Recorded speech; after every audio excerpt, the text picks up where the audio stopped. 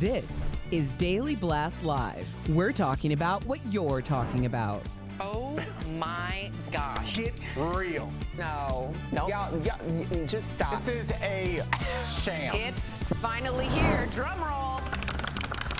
Welcome to DBL. We are celebrating the holidays with a look at some stories that celebrate the season. So we're going to begin with Martha Stewart. She may have a Christmas tree farm on her property, must be nice, but when it comes to decorating for the holidays, she prefers artificial trees. One of her tips is to put one of her own Martha Stewart brand pre-lit Christmas trees in every room in your house.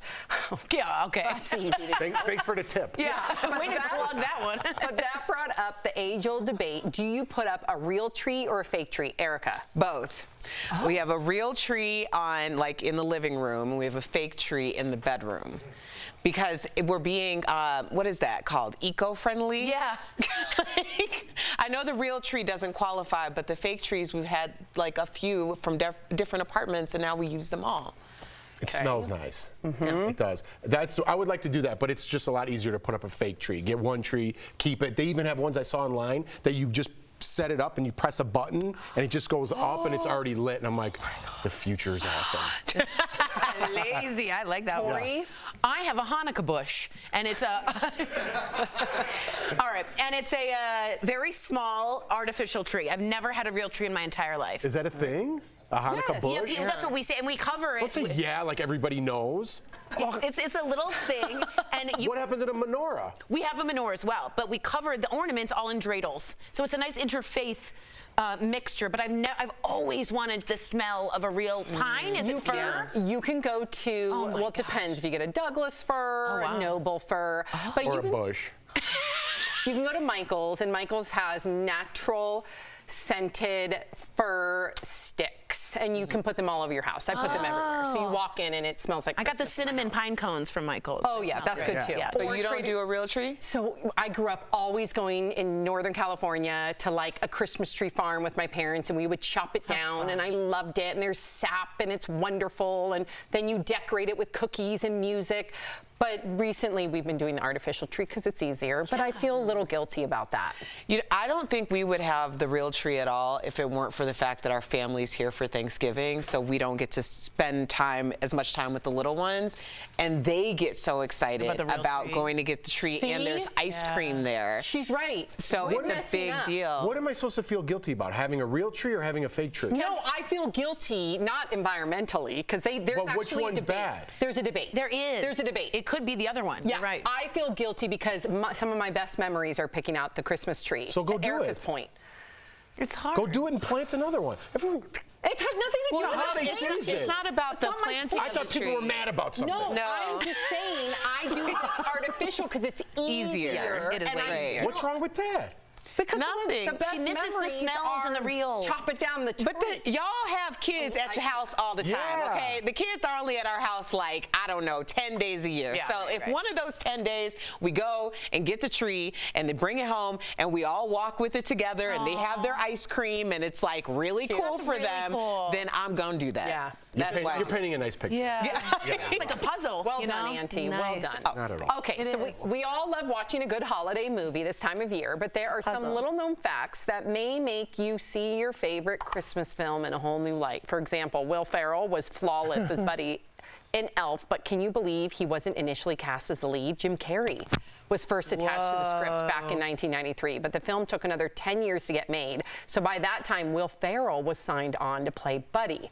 Now, when it comes to Scrooge, which is another classic, Bill Murray drove director Richard Donner crazy because he improvised most of his lines. Another fun fact, John Candy shot all of his scenes in Home Alone over a long 23-hour day. But who could forget the scene in A Christmas Story when one of the boys gets his tongue stuck on a metal pole? Well, turns out that can happen in real life. Yeah, of course. And finally, there were multiple intertwined stories in Love Actually, but can you believe there were 4 more that did not make the cut, including one about an African couple and another about a lesbian couple.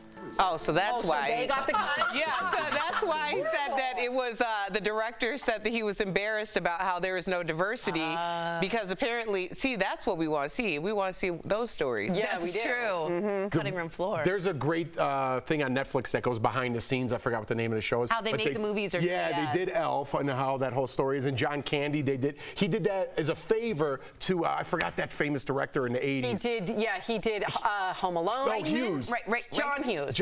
Is it John Hughes? John Hughes. He did it as a favor because he was in a bunch of movies for him. So he goes, no problem, buddy, I'll be there, and shot him out in a day. Dang. Yeah, that's cool. That is cool. I also thought that he didn't get paid for that role at all. I don't think he did. Which is amazing. He spent like a full 24 hours. Just a favor. Yeah. Oh, he got paid the base rate. Oh, SAG rate. Back then, probably like $200. Yeah. Yeah. Okay. For the past 8 years, one woman has gone to great lengths to create a holiday card featuring a fake family.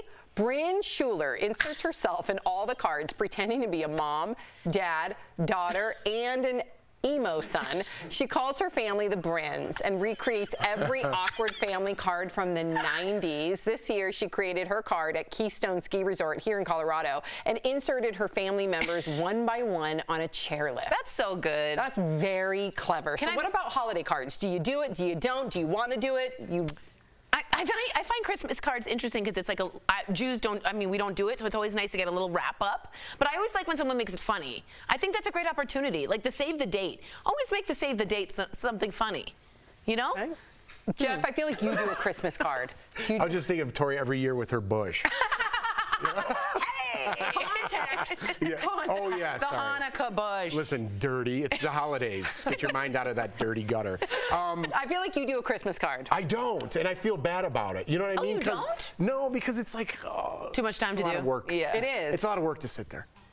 You know what I mean? But if you want to see how we're doing, go on Instagram. Yep. You know what I mean? It's not like the old days, but people send me Christmas cards, and I really appreciate it. I put them around the house, and I feel guilty when I don't do it. What about you, Erica? I like getting the Christmas cards, but I also have to let people know that they probably won't be open until closer to my birthday, which is Valentine's You just Day. leave them in the corner? Well, because they'll come in, and then it's such a busy time. Like, I'm not really stopping down to open up mail. I'm not. You can't open mail? I'm sorry. Does your family cease to exist because it's January and not December? I would like to actually take the time to actually look at what's going on. I mean, that's better than just like, if I did it now, I'd just be opening it, okay, and like putting it somewhere. I'm going to send you a link to what I put up in my house. It's like a board that says "Let It Snow" with ribbons and then clips where you put the Christmas cards in. That's not going to happen. Coming up on DBL, a woman finds out she's a princess while searching for her birth parents. Wait until you hear her amazing story. But first, our very funny chat with Joseph Gordon-Levitt. He talks all about his new animated series. It's happy holiday season time. From our DBL family To yours, we want to wish you A happy holiday season. A happy holiday season. So, in terms of holiday cards, I just want to be clear, I love to receive the holiday cards.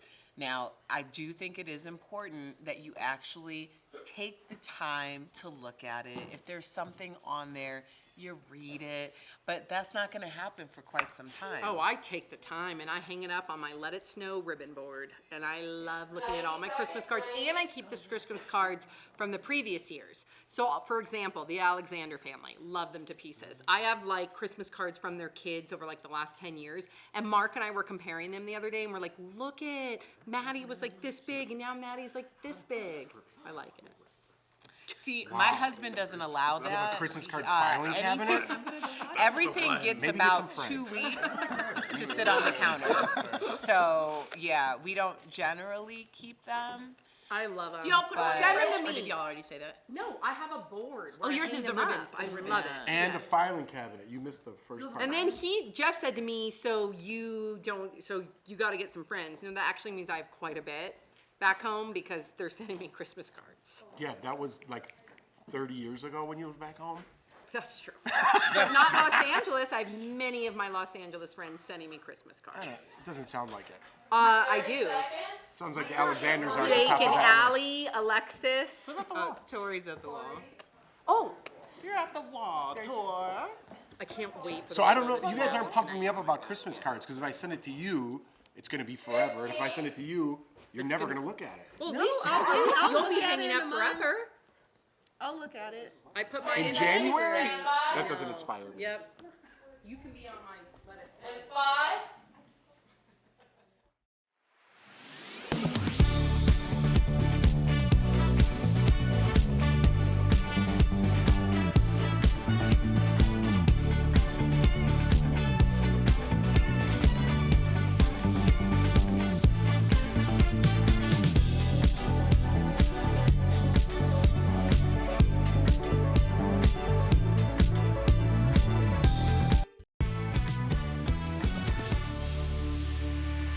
Welcome back to DBL. If we had to lay out a list of accomplishments for our next guest, we'd be here all day.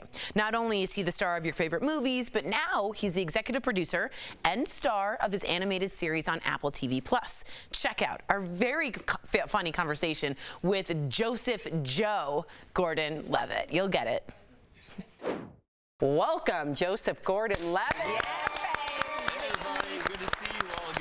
Good to see you. And we're told that we can call you Joe now. Like we've evolved, right? Oh, yeah. So you're Joe. You were told that. You can call me whatever you want. Okay. Joe, Joey, Joseph, Joey. Jose, Giuseppe, Yossel. I'm going with anything. I'm going to go with Joey. Okay, I'm going with my favorite, which is JGL. Okay. So we are so excited, though, about this current project of yours. Not only are you the EP, but you play Professor Luxcraft in Wolf Boy and the Everything Factory. And I just wanted to know, did you come up with this idea, or is this your version of the universe's creations? Were you doing a ton of drugs with it? Like, what was this all about? There you go. So this was decidedly not my idea, actually. This is me identifying a good friend of mine and a brilliant artist and saying, you deserve a TV show. What would you do if you could do anything? His name is Toph Masri, and I run this creative community called Hit Record, and he has always been this exemplary artist in our community. He's a brilliant writer and musician and illustrator and animator, just like this virtuoso artist. And when I said, what would you do if you could do anything? He came up with Wolf Boy and the Everything Factory. Wow. What a story. I like it. So, Joe, I'm going to call you Cutie for the rest of the interview. Just so I didn't say you could call me Cutie. I said Joe, Joey, Jose. There's lots of variations on Jose. I didn't say Cutie. Come on. I'll stick with Jose. No, never. Now we just offended you and everybody else. All right. You've been in countless projects. What makes a role a success for you after you complete it? That's a cool question. One of the things I look for is, can I watch it and not see myself? Because part of the goal as an actor is to sort of transform yourself. And you saw the picture of Professor Luxcraft, the character I play in Wolf Boy and the Everything Factory. I'm this like wizard with a lavender beard. I mean, I never thought that I would get to play this person, So in that way, I think this role is a big success for me. For sure. Yeah, it's like Dumbledore vibes. Yeah. I love it. Okay, so I got to talk about 10 things I hate about you. It's such we got to. It's one of the most, in my opinion, lovable and quotable movies. It's a classic. Is it true, though, when the opportunity came around that you didn't want to do it? Why? It is true. When I was 17 years old, when that movie came around, all I wanted to do was act in Sundance movies. Yeah. I've been on a sitcom for years, and I just wanted to do more serious, whatever that means, serious things. And 10 Things I Hate About You came around. And I was like, this isn't what I want to do. And folks were like, yeah, but it's a pretty good version of what it is. And I was like, I don't care. I don't want to do it. And I went kicking and screaming, to be totally honest. And boy, was I wrong. Your movies are the kind of movies that make you feel different. Like, you feel like your senses are different after you watch them. And I wonder, how does this affect you? Like, which movie of yours do you think manipulates the senses the most for the viewer? Which movie do you think most people get into? Wow, I love the manipulates the senses. Yeah. That's a really cool way to put it. I mean, okay, I am going to, this isn't just a stock answer. I do think Wolf Boy and the Everything Factory has a certain kind of psychedelic appeal that reminds me of what you're talking about with manipulating the senses. I mean, look, it's a movie for children. I think children are in touch with their senses in a way that some of us adults have forgotten. And, I'm a dad, and hanging out with my kids and just going to Storyland and playing with our imaginations, it's one of the greatest joys in my life. It's something that we don't do enough as adults, I think. And that's, I think, why this show is something we always wanted it to be, something that kids would like watching, and also their parents and adults would want to watch it with them. I think a lot of stuff that's made for kids nowadays is frankly just annoying. Yeah. It's so hyper stimulating and kind of over the top, and like I cringe when I see it, and I'm worried about a generation of kids that's raised on these kind of hyper shows. And Wolf Boy is something that I think it's not shrill like that. It's not hyper. It's beautiful and it's sincere, and it's made from somebody who's, like I said, Toph, who's the creator of it, and all of us who are supporting him are people who love the child inside and want to find that in ourselves. We appreciate you, Joe. We love having you here. And to our viewers, get excited because all 10 episodes of Wolf Boy and the Everything Factory Season 2 are available to stream now on Apple TV+. And make sure you check out the creative community on hitrecord.org. It's so good. We'll be right back. Bye, Jose. Thank you. Bye, JGL. Bye-bye. Bye, cutie. Come back. Yeah.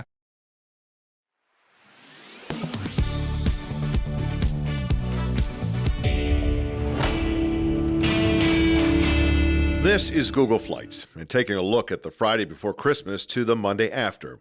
From Harrisburg to Orlando, the average price for a round-trip ticket is $734. Traveling to New Orleans is around $755. And Denver, the average price is around $774. You can see the prices are high for these trips. So what's the best time to take that getaway? Our sources? Scott Keys, chief flight expert with Scott's Cheap Flights and major airlines. Around January 7th or so, it flips virtually overnight from the most expensive time of the year to travel to the cheapest 2 months of the entire year for travel, and that's January and February. Keys says flights can drop in price nearly 80% in January and February compared to December. So let's compare some flights. American, Delta, and United are showing a round trip from Harrisburg to Orlando December 23rd to December 26th is around $600 to $700. Compare that to January 19th to the 23rd, it's about $200 to $300 cheaper for the same round trip. If you make the drive to Baltimore, you get more options and a little lower price. Frontier, Southwest, and Spirit are showing a round trip from BWI to Orlando December 23rd to the 26th is around $400 to $500. It's also about $200 to $300 cheaper if you go January 19th to the 23rd. Key says there are several reasons why January and February are the best months. You've got so many families, students, teachers who really can't travel during those months because the academic calendar. He also says there's a travel hangover from flying places over the holidays. Welcome back to DBL. When Sarah Culberson set out to find her birth family, she discovered that she's a real African princess. Earlier, we spoke to her about this surprising news and how it changed her life forever. Take a look.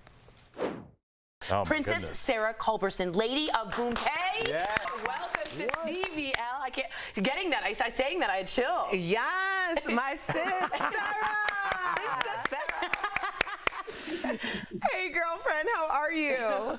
I'm so good. It's so good to see you again. It's so good to see you too. You always knew you were adopted as a baby. So what led to you seeking out your birth family? I wanted to know more about my biological roots. I wanted to know who I look like. I wanted to know medical history. So I had all these questions I wanted to get answered. So that's what kind of led me. Oh my gosh, these pictures are fabulous. Oh, photos, they're so funny. But that's what just led me to want to find my birth family. Yeah. That's amazing. It's just like, 'cause I want to hear about the day that you found out you were a princess, because everybody always goes, in a past life, I was told I was a king. You were a princess in this current life. So, like, when did you learn about this, and when did you finally speak to your birth father? So I learned about this in 2003 and went to Sierra Leone, met my birth father, met the whole tribe, and was welcomed by hundreds of people singing and dancing. What? And then oh my gosh, my father gave me this beautiful green African dress. And when I arrived, all the women of the village came forward wearing the same green dress that I'd been given. And I took my parents who adopted me to Sierra Leone. My dad and my birth father were just in that last photo, and everyone started to work together after this war, which was pretty incredible. We've been working in public health, education, technology, and female empowerment with our nonprofit Sierra Leone Rising. I want to ask you, when you were able to talk with your father, with your birth father, did he have a reason for why he gave you up for adoption? Yes. So my father had gone away to school and found out that my birth mother, who was a white American, she was pregnant and he didn't know. So he went away to school, found out. She said, "Don't worry, Joe, I'll take care of her." So she kept me for 9 months, and then she said, "Okay, this is too hard." He said, "What should we do?" And she said, "I think we should place her in adoption to give her to a family who can give her what she needs right now." Wow. And he said, "Okay." So that's why they chose to do that, which I think was very selfless and pretty amazing. Wow. Can I ask you, I know this is going to sound sort of easy question, but it's a little bit deeper there. What does being a princess mean to you? I mean, how does it speak to you personally? Now, did it change you overnight? Were you like a different person? For the longest time, actually, I didn't even claim the title, to be honest. And then I started to talk to people in my life and they said, "Wait a second, this is important. This is your lineage. This is heritage. Little girls need to know that we're descendants from African royalty and people who look like you, right? We are descendants from kings and queens, and to shift the narrative of just being descendants from slaves." So what it means to me is responsibility, walking in my family's footsteps, and working together to make sure this country moves forward in a powerful way. Sarah, I have a hard-hitting question. Does the DMV need to be notified when you found out you were a princess? Because I would want that on my license. I swear I was going to ask that. Royal Highness? Yes. Is that real? You're funny. I thought about that. I'm like, should I change this? What should I do? Yes. I don't have it on my license yet. No, not yet. You got to get it on. And by the way, I don't even think you need to take a ticket. You just go to the front. Right, exactly. Yeah. All right, your story is being turned into a live-action Disney movie. Wow. Of course it is. How will you be involved in this project? I'm actually an executive producer. Wow. I'm a consultant the whole way through. I will play a role in the movie as well. My background is in undergrad and graduate school in classical theater. And I get to work with these amazing women. We're all working on this, all women, women of color. Before we let you go, since we're talking to African royalty, there's been a campaign to boycott Viola Davis's film, The Woman King. It's getting backlash for being historically, quote, inaccurate. So what did you think of the film? I thought it was incredible. And I think that historically, there are so many different stories. There are different lenses we can see. And this was a lens about women warriors and being uplifted.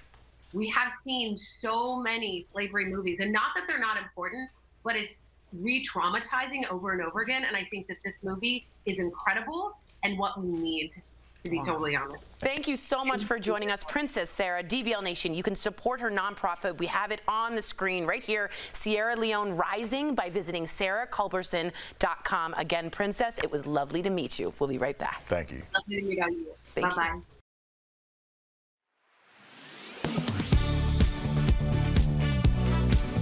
Scammers are up to their old tricks with some updated tactics for the holidays to separate you from your money and personal information. So we're going to show you how to spot some of the most common scams using these sources.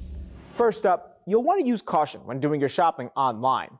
Scammers sometimes set up fake sites that look like real businesses to steal your information or convince you to download malicious software. Here's an example of a scam shopping website that we created. It may even imitate a brand you recognize. How can you know it's a scam?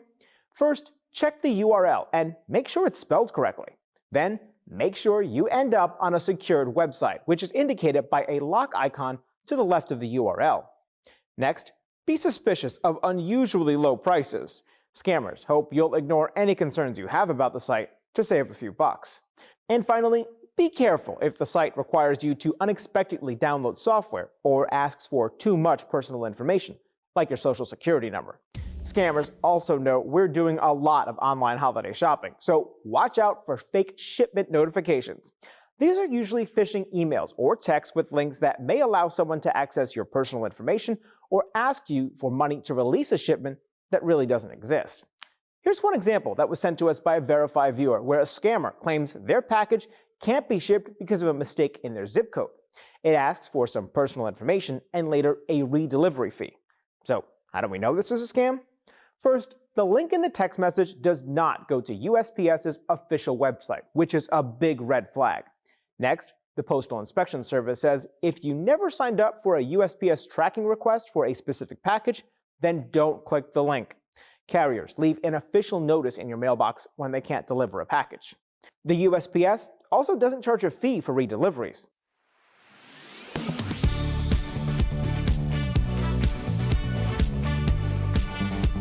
This time of year, snow can make the holidays feel magical. And for those of you in warmer climates, a snow globe might be the closest you get to a white Christmas. One Facebook post that was shared more than 60,000 times warns that some snow globes are dangerous to pets because they contain antifreeze.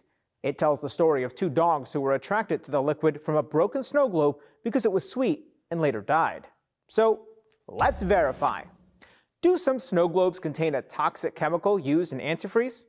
Our sources are poison control centers in DC and New England, the American Society for the Prevention of Cruelty to Animals, and VCA Animal Hospitals. Snow globes are shipped to souvenir stores around the world, and to prevent them from freezing in transit, our sources say some manufacturers add chemicals that are commonly used in antifreeze. The most toxic antifreeze chemical is ethylene glycol, which can be deadly to pets and humans if a snow globe were to break and the liquid is ingested. It's often difficult to know what's inside a snow globe before purchasing, although some do list ingredients on the labels. So, yes, some snow globes do contain a toxic chemical used in antifreeze. Our sources warn ethylene glycol has a sweet taste which can attract pets. If you think someone or a pet has ingested it, you should seek immediate medical treatment. With your Verify, I'm Brandon Lewis.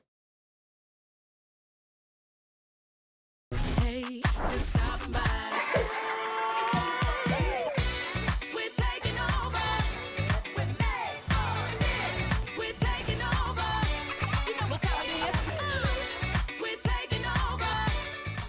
Welcome back. We have some time for some viewer questions. Tori, this is for you. Olivia wants to know, how are you going to celebrate Hanukkah this year? Well, I have an old school, very family heirloom menorah. Bless you, my love. We put it in the window, and we light each candle and say the prayers, and Brooks kind of mouths the prayers. And then we open up little presents, and we sit by the fire with the dogs. Nice. Isn't that lovely? Do the dogs get presents? Of course they do. Okay, good. I was going to say, that's not nice, Tori. Of course. From all of us here at DBL, we hope you have a happy holiday.